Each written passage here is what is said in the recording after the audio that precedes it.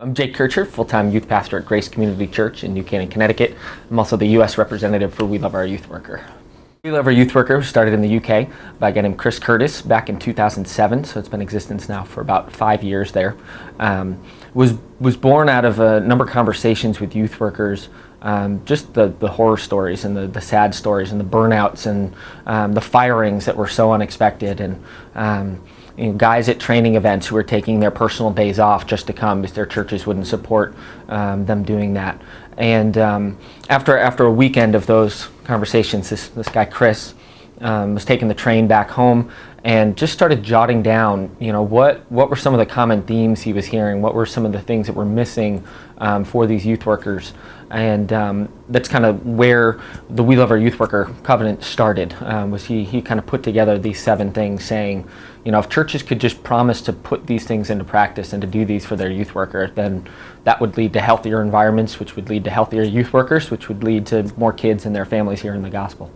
I think the covenant is necessary for a couple of reasons. I think for whatever reason, youth ministry tends to be looked down upon by a number of people. For some reason, youth workers don't have that same standard that that a senior pastor might have, and obviously there's the when are you going to become a real pastor aspect, but that for some reason has also played into salaries and care and annual reviews and days off, where it's looked like, well, you just hang out with kids all the time, or your job's easy, or whatever it is. And so for some reason that's just prevented youth workers from getting the support and the standards of a professional occupation that I think it deserves.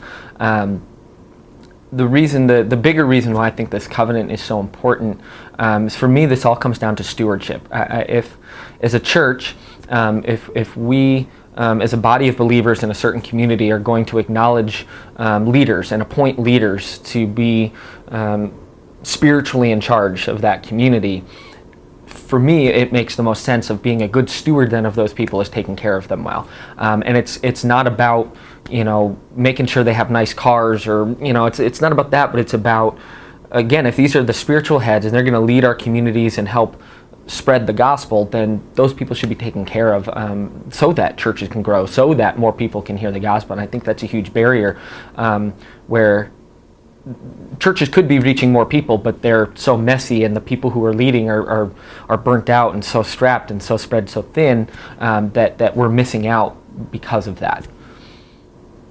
The 7 promises that We Love Our Youth Worker asks churches to make towards their youth worker are: number 1, we will pray for and spiritually support. Number 2, we will give space for retreat and reflection. Number 3, we will provide ongoing training and development. Number 4, we will give at least 1 full day of rest each week. Number 5, we will share responsibility. Number 6, we will strive to be an excellent employer. And number 7, we will celebrate and appreciate.